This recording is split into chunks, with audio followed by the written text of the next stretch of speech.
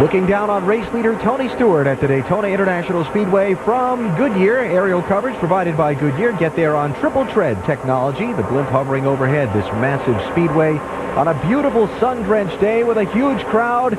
And Tony Stewart out in front. Laps beginning to run out. 27 to go. That is the lead draft. Stewart, Truex, Boyer, Hamlin, Kyle Busch.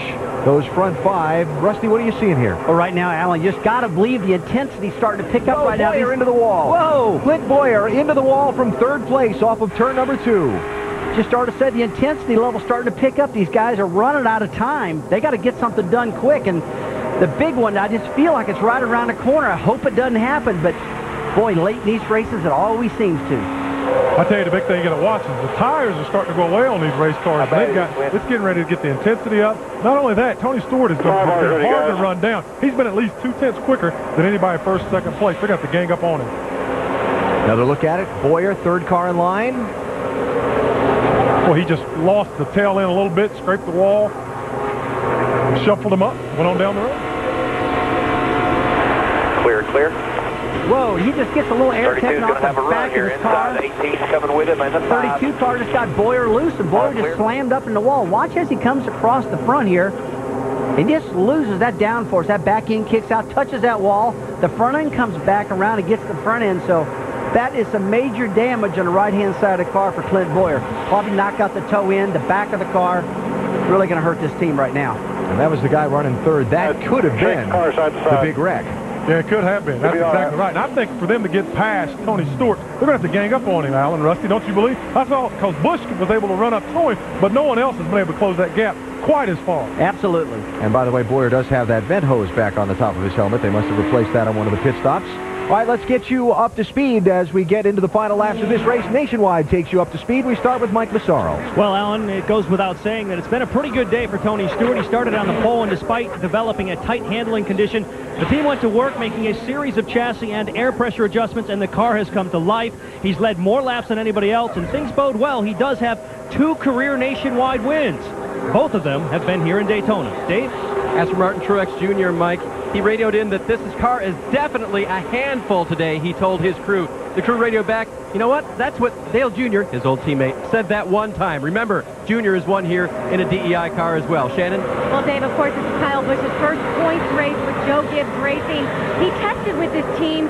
They came here. The cars were not perfect. They didn't draft well, so they went back to the shop, cut the bodies off the car, improved on them. Kyle Busch said that was the thing that impressed him most about this team. They did not settle. Right now, Kyle Busch not settling for third, making his way, trying to get back up front. Dave. When we came on the air Friday, the big news was Dale Earnhardt Jr.'s car impounded overnight and re-scrutinized by NASCAR. Penalties will be forthcoming from nationwide officials, we're told, on Tuesday. And as caution comes out, guys, Chad Walter told me that it was a clear case of trying too hard. It's not like I have a bad driver here, and not like not everyone has been caught doing some things before, but I didn't need to try this hard. Dale Jr. always had the chance to win at Daytona.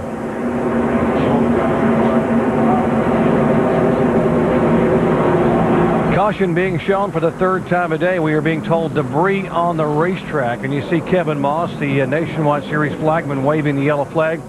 And there indeed is some sheet metal on the track. Came off the 59 car, we're being told, Marcus Ambrose, and that's the one that had the big hole in the fender from the previous tire issue. Yeah, it looks like he may have had a little more of an issue there. They black flagged him the lap before, and then this piece of sheet metal just blew off. When that tire blew out earlier, it just rips that sheet metal completely away and some of the wheels that were holding it. So all this air with his cars going over like 180 miles an hour blew it right off of there. Okay, the last time I got ready to ask you, what do you do now? That was a pretty easy call. They were going to come get tires and pit. What are we going to do now, crew chief? Well, I'm going to come in and get tires. I know as a driver, I'm going to agree with you. So, and who are you? Are you the guys up front, or are you the guys all the way through the field? I'm any of them. I tell you, if I'm the guys up front, I still come get tires because I just think you got to have them to be able to win this race. And I think that they can dictate what the whole field does because if they come, everybody's going to have to. Work ongoing on Clint Boyer's car. Remember, he said at the top of the show, they said, let's go win a championship, boys. He's going to run the full season. Yeah, that's not the way to do it. But he was in the right position. He was running for the win. He was up front. Yeah, he was running well, and as we saw what he was doing, Denny Hamlin and Kyle Busch had a run on him. They'd gone to the top of the racetrack, and he was more towards the middle, and he was trying to slide up to keep them from going by him on the outside and getting freight train, and his car just slid up a little too much. Sometimes you just lose the front. You think it's going to grip a little bit, and you just run out of racetrack. Okay, the leaders are coming off turn 4. We'll see what they're going to do here. I've got to say, with the some of the issues that we've seen in the handling issues, that these guys got to go. And again, the front guys can dictate what everybody in this field does. Here we come. Let's go down to Shannon Spake. Well, Kyle Busch brings his car down pit road. The guys that are going over the wall for that number 18 are actually his Cup guys. So they've had a little bit of practice this week already with the shootout and the duels. Kyle Busch says car is a little tight and give me a new set of 4 tires. Mike?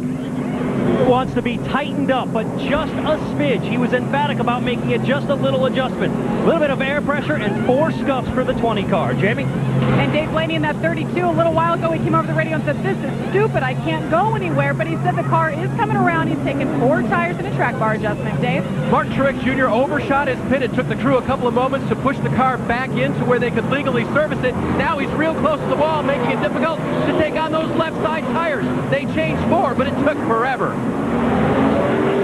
Costly for the 8 car for Martin Truex Jr. on this stop. Great effort again for the Joe Gibbs guys. As we will come back with the green flag and see who can hang on and win it here at Daytona.